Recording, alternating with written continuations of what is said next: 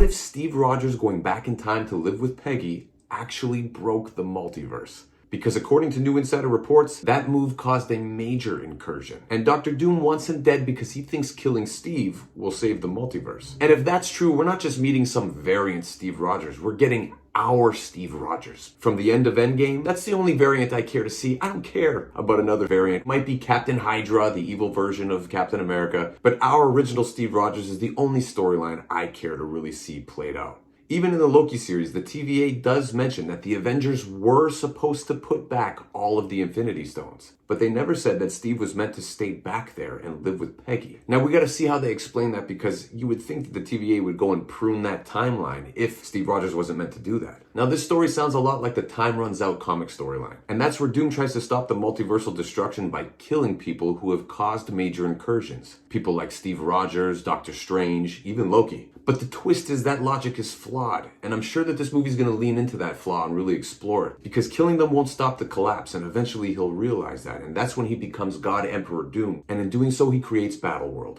So in the beginning, Doom may come off like he's actually the hero trying to save the multiverse, but he's still gonna have to take out people like Captain America, and I'm sure that our Avengers aren't gonna let that happen. And again, we've kind of seen this before, where it's a little bit like the Thanos. He thinks he's doing the right thing, but really, is it?